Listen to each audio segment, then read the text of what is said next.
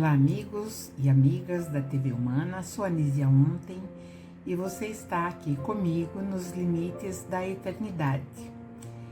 E Limites da Eternidade porque é o espaço que nós temos para desenvolver todas as nossas potencialidades. Neste momento nós estamos aqui nesse planeta pequeno, muito bonito, mas também muito complicado. Mas nós temos sim um grande universo para percorrer. Por isso nós estamos aqui nos limites da eternidade. E hoje vou falar de um profeta chamado Miqueias. O seu livro tem apenas 7 capítulos, mas eu achei muito interessante. Quando nós deixamos de ler, por exemplo, um profeta e começamos saindo do contexto religioso, né, daquela coisa extremamente sagrada, nós começamos a observar a parte humana, e isso é muito mais profundo do que se nós colocarmos tudo no plano divinal, porque afinal de contas todos nós somos divinos, afinal somos filhos do Criador de tudo o que existe, então nós somos seres divinais também. Mas vamos falar de Miqueias. Miqueias, esse profeta, ele era natural de uma cidade chamada Moraste, bem pertinho de Jerusalém. E ele profetizou durante o reinado de 3 reis, todos eles no Reino do Sul, que ali é onde o reino de Judá, e lá ficou, então, lá ele passou por 3 reis chamados Jotão, Acás e Ezequias. A vida desse profeta era muito semelhante à vida do profeta do episódio anterior chamado Amós. E ele tinha também a mesma indignação em relação a tudo aquilo que acontecia com as classes desprivilegiadas, vamos dizer assim, as classes que viviam na pobreza, o povo pobre. Assim como Amós, Miqueias também se levantou contra as injustiças sociais daquela época. E que numa leitura mais ampla e reflexiva, nós vamos ver assim muita congruência com aquilo que nós vivemos hoje ainda nesse mundo, nesse planeta.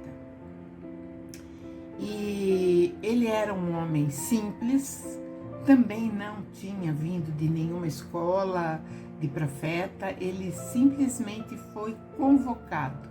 E ele recebe essa convocação e aí ele sai para fazer as suas profecias, que diferente dos outros profetas, nós vamos perceber que ele tem assim mais o tom de discurso.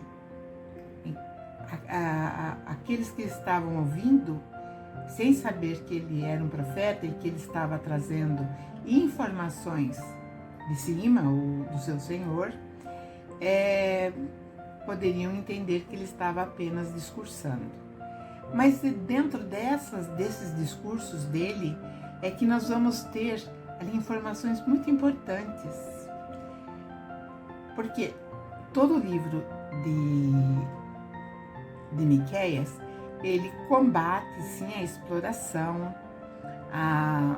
e também as nações, principalmente a Pérsia, que estava ali naquele momento, né, fazendo todo aquele terror com seu império, e ele então ele vai falar sobre isso.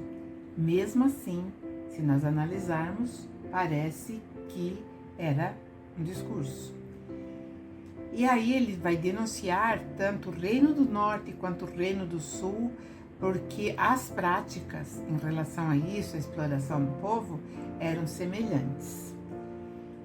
E a exploração era em larga escala.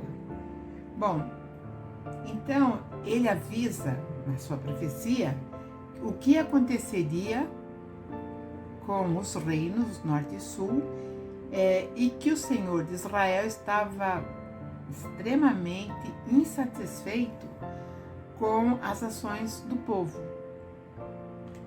E mais uma vez temos um relato importante que nos remete a algo muito comum no Antigo Testamento, que é a presença do Senhor no espaço. Então ele diz assim, porque eis que o Senhor está para sair do seu lugar e descerá e andará sobre as alturas da terra.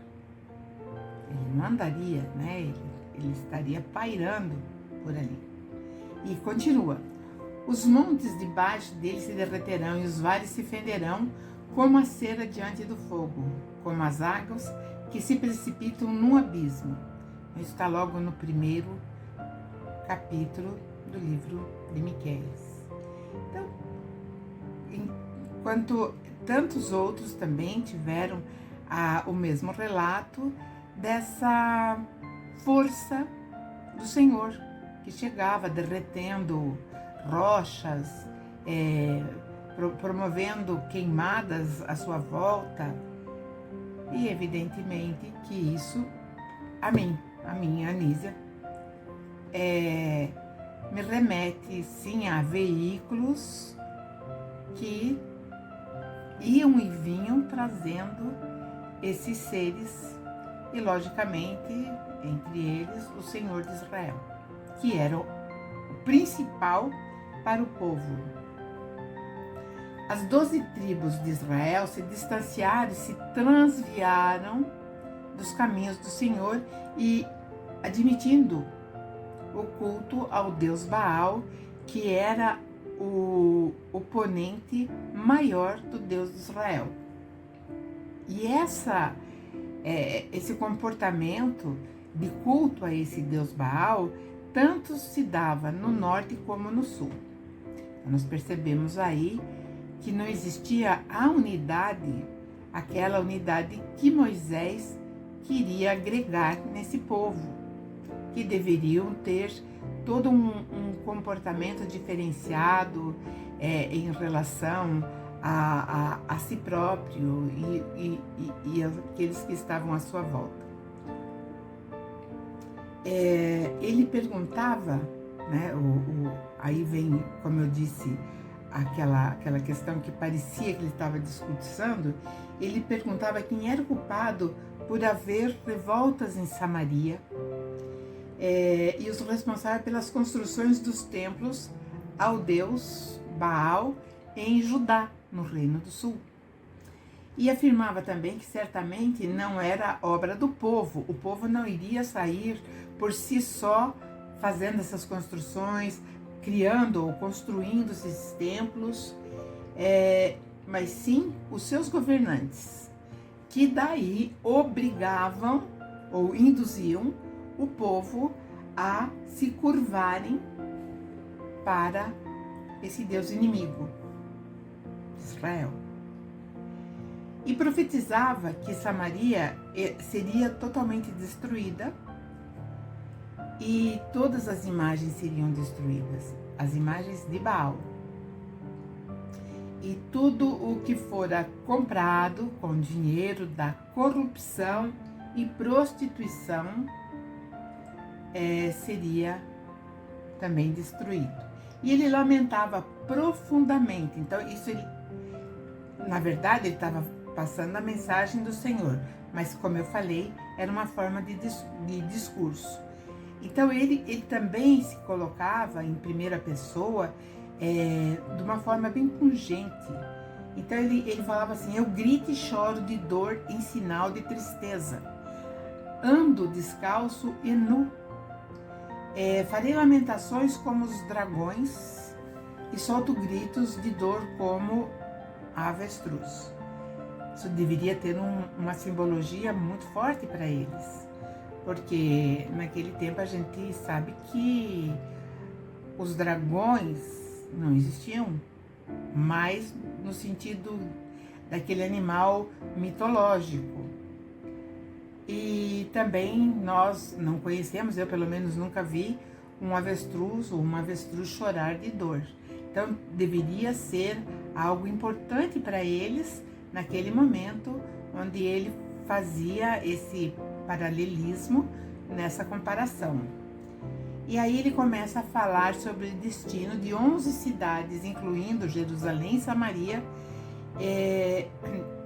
que seriam afetadas gravemente e realmente, não anos depois, né, alguns anos depois, tudo aquilo se realizou, as suas profecias então se cumpriram.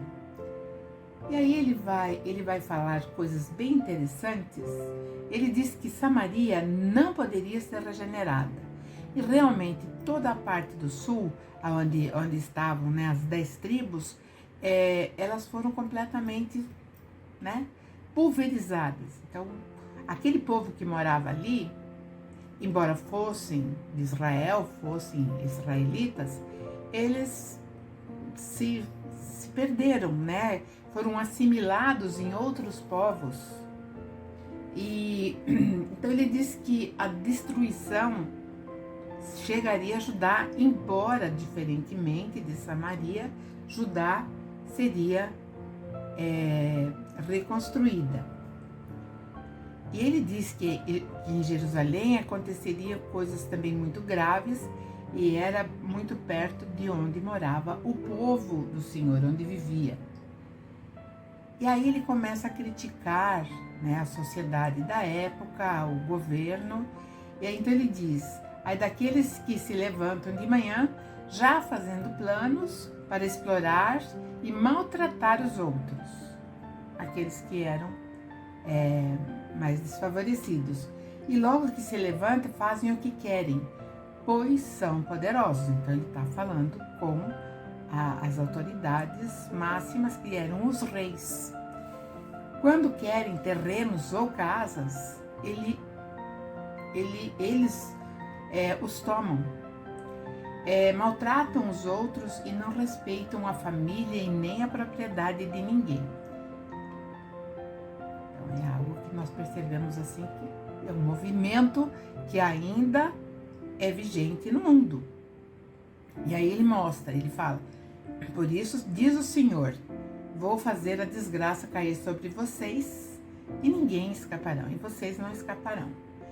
Será um tempo de sofrimento que vocês não andarão mais cheios de orgulho, inflados de orgulho. E aí ele fala assim, né? Quando aquele dia chegar, vão inventar um provérbio a respeito de vocês e cantarão uma canção triste. Estamos completamente arruinados. O Senhor tirou a nossa terra, Ele tirou o nosso, tirou o que era nosso e deu aos que nos conquistaram.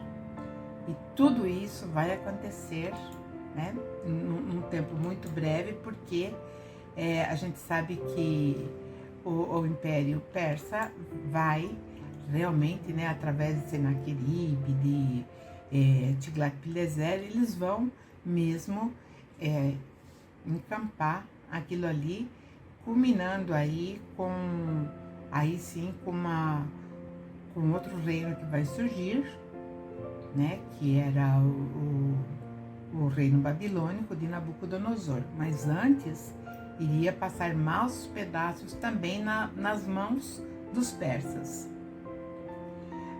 E ele fala assim: portanto, quando a terra prometida for repartida, e notem bem, essa terra prometida, ela já havia sido repartida lá atrás, quando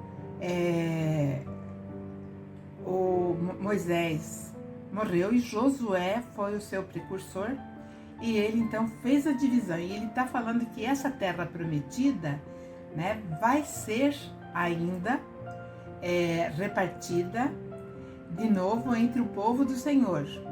E aqueles que moravam ali, aqueles que estavam envolvidos nesse processo, nenhum teriam parte dessa nova divisão. E aí ele reclama que o povo pedia: pare com essas profecias, Pare de falar dessas coisas. Não diga isso. Não é possível que o Deus de Israel traga desgraça para o seu povo e para a sua própria terra. E aí ele diz, né? O povo perguntava, será que o povo de Israel está amaldiçoado? Eles ainda tinham dúvida. Será que o Senhor está irritado? Tinham dúvida. Daí ele diz, de fato, segundo as palavras, né, do Senhor, as minhas palavras fazem bem aos que são bons. Isso nós também temos esses ecos na nossa atualidade, né? Então, as palavras que nós temos assim de melhor, elas vão se acomodar aonde? Naqueles que são bons. Isso sempre foi assim. Aí ele continua falando sobre os ataques, né, que o povo sofreria. E aí ele falava que o profeta, que aquele povo queria, vamos dizer assim, os governantes, os oficiais, os graduados queriam, era um profeta que falasse mentira, que falasse aquilo que eles queriam ouvir e que isso seria impossível, né? Ele diz que aqui há tanta gente desonesta e sem vergonha que a destruição vai ser total. Realmente foi.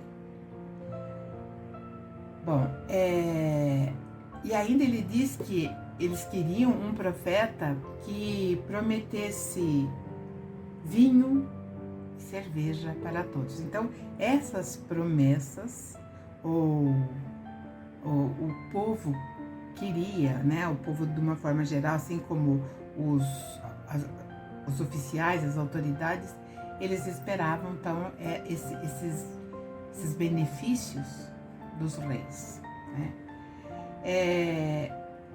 Aí, então o Senhor vai contando aí através desse profeta aquilo que ele faria, né? Que no futuro ele resgataria esse povo e Israel seria novamente uma terra livre. Bom, mas isso demoraria um pouco, né? E aí ele vai continuando sempre assim, né? Trabalhando a sua profecia dentro das injustiças sociais. E aí ele diz assim, uma coisa também que me trouxe, vamos dizer assim, uma indagação. Então ele diz, no futuro, o monte do templo do Senhor será mais alto que todos, ficando acima de todos os montes. Todas as nações irão correndo para lá. E aí ele fala assim, vamos subir ao monte do Senhor, vamos ao templo do Deus de Israel. Ele nos ensinará o que devemos fazer e nós andaremos nos seus caminhos, pois os ensinamentos do Senhor vêm de Jerusalém e do monte Sião, que é aonde ele fala com o povo. Sempre foi ali, né, no monte Sião. Então aqui ele está falando, né, que no futuro o Senhor de Israel passaria então por essa, vamos dizer assim, esse contato mais íntimo com o povo. E o povo correria para assimilar os seus ensinamentos. E aí ele vai falar uma coisa que eu percebo assim que muitas pessoas acreditam que, lógico, que isso não aconteceu ainda. Isso não aconteceu. E aí ele vai falar que ele fala assim que nunca mais haveria guerras, não existiriam mais guerras e nem preparações para batalhas. Logicamente que nesse período, mais ou menos, como eu falei, de 700 e alguma coisa antes da nossa era comum, então se nós fizermos um repasse, nós vamos ver que as guerras sempre tiveram nesse looping, né? Então o planeta Terra ele vive num looping constante desse movimento bélico, né? E aí ele continua falando, né, algo que será muito interessante. Quando o Senhor de Israel, ele for juiz entre muitos povos, e aí ele que decidiria as questões entre as grandes nações, mesmo que estivessem distantes. Então ele seria realmente o governo, não de uma forma só de Israel, mas de um todo. E aí ele fala, os povos transformarão as suas espadas em arados, as suas lanças em foices, no sentido de foice para fazer a preparação, ou então eles usavam a foice, né, para quando uma plantação tivesse pronta, né, para cega, para ser colhida, para colheita, então eles usavam a foice. E ele diz, nunca mais as nações farão guerras. E nós sabemos que isso ainda não aconteceu. E aí ele continua falando que todos viveriam seguros, cada um descansaria calmamente debaixo das suas figueiras e das suas parreiras. Essa seria a promessa. E nós sabemos que nós também hoje não temos sossego. Nós não podemos sair na rua, então nós estamos sempre à mercê de um agressor que quer nos tomar algum pertence. Então nós percebemos que o mundo ainda não chegou nesse nível que o profeta Miqueias está falando. Bom, ele fala assim que as outras nações adoram e obedecem a outros deuses. Mas quanto a nós, ele diz, nós, povo de Israel, o Senhor é o nosso Deus, e nós o adoramos e lhe obedeceremos para sempre. Também, né, tem muitas coisas aí no caminho que mudaram um pouco todas essas diretrizes, e que eu vou falar em outros vídeos, principalmente com outros profetas. E aí o Senhor também diz uma coisa, né, que chegaria o dia que ele reuniria todos aqueles que sofrem e castigaria aqueles, né, que foram desobedientes, que não se comportaram. Porque nesse momento aqui da profecia, ele diz assim, virá o dia em que reunirei aqueles que sofrem, todos os que castiguei quando os expulsei da sua pátria. Mais uma coisa, num futuro muito distante, futuro distante para nós, mas nós não sabemos como é esse tempo numa outra dimensão, ou até, né, aqui fora da nossa atmosfera, porque nós temos uma diferença de horário, de tempo, aqui no Brasil, de um estado para o outro, de um país para o outro, nós temos também diferença de horário. Então, eu acredito que isso seja muito mais pronunciado fora da atmosfera terrestre. E aí ele fala que realmente, né, o Senhor reinaria e falaria com o povo ali no Monte Sião. E todos seriam novamente o seu povo. E ele continua falando sobre Jerusalém, né, que é o lugar de onde eu, como pastor de ovelhas, olho e cuido do meu povo. E nós sabemos que Jerusalém é um lugar muito disputado e um lugar que afluem para lá, né, uma quantidade enorme de pessoas, não importa nem se são cristãos Os judeus, evidentemente, moram lá, mas nós sabemos que ali é tudo misturado, tem árabes, né, de todos os países árabes, turcos, né? Mas ele fala que Jerusalém também tinha se deturpado em relação aos valores que ele havia trazido, né, como norma de conduta para aquele povo lá na frente. E aí esse profeta também, ele vai trazer uma coisa muito interessante, porque através das suas profecias, o que aconteceu? Aqueles que vêm como um ditado de Deus, acreditaram que o Messias seria um guerreiro, que ele chegaria realmente, vamos dizer assim, metendo o pé na porta e derrubando todos os conquistadores, e dessa forma erguendo Israel como o maior reino do mundo.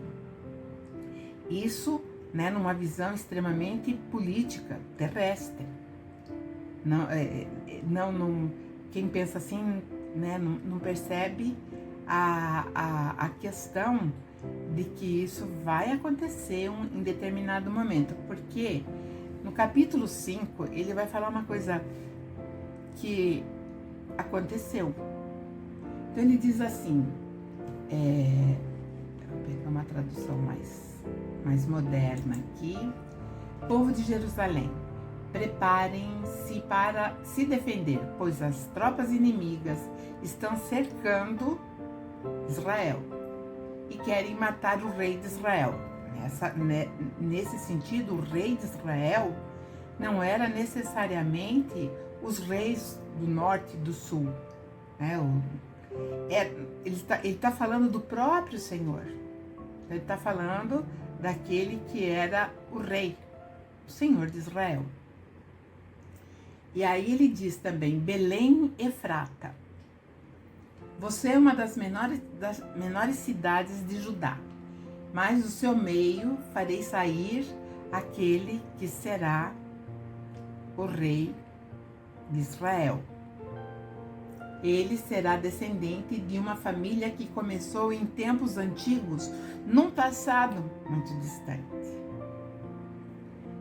Então essa é a profecia que anunciava a chegada do Messias, esse que nós conhecemos vulgarmente como Jesus. E então, dentro desse contexto, é que aqueles mais conservadores esperam até hoje um Messias que venha trazer poderio, enfim, né? Inclusive, dentro do judaísmo, eles estão achando que esse Messias já está chegando. Alguns dizem que já chegou, mas enfim. E ele diz, né, que quando ele chegasse, ele destruiria tudo aquilo que não fosse do seu agrado.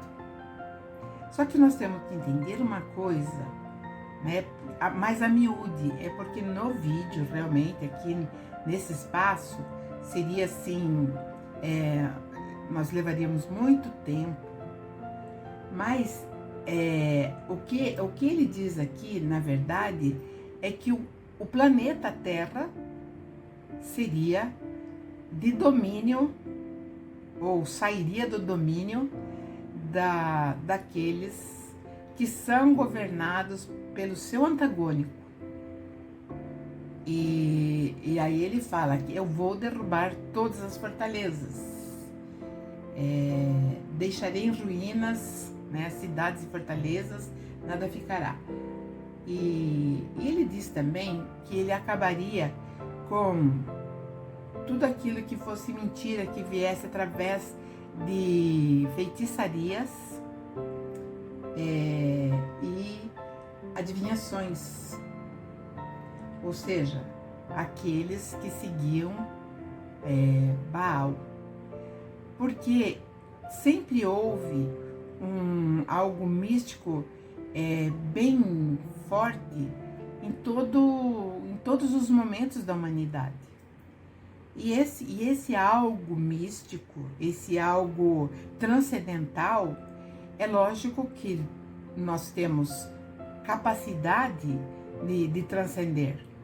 Porém, né, vamos entender, tudo aquilo que esse profeta trouxe é que um sistema bem elaborado faria com que saíssemos, ou como humanidade, desse contexto. Porque quando ele fala em Israel, tanto que nas minhas primeiras pesquisas, eu achava tanto Miqueias como outros profetas que nós vamos ver, Zacarias e Malaquias, eu os achava muito ortodoxos, muito, vamos dizer assim, nativistas, né, nacionalistas. E na verdade não.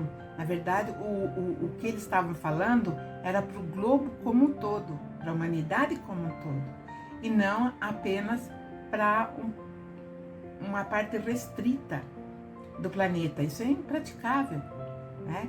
Então, esse profeta, eu achei assim, embora ele tenha um livro curto, mas ele traz assim, né, bastante informações. Evidente que se você for ler o livro, você vai ver que ele vai falar muito sobre guerra, né? Então, é por isso que esperavam um guerreiro. E o judaísmo não aceitou quando Jesus veio como o Messias, justamente porque, embora tivesse essas profecias, né, vindo de Efrata, Belém, Jesus era extremamente pacífico, não tinha, né, a força de luta política. A política de Jesus era outra, da independência da mente humana. Mas isso veremos mais para frente também. Agradeço a todos vocês pela audiência.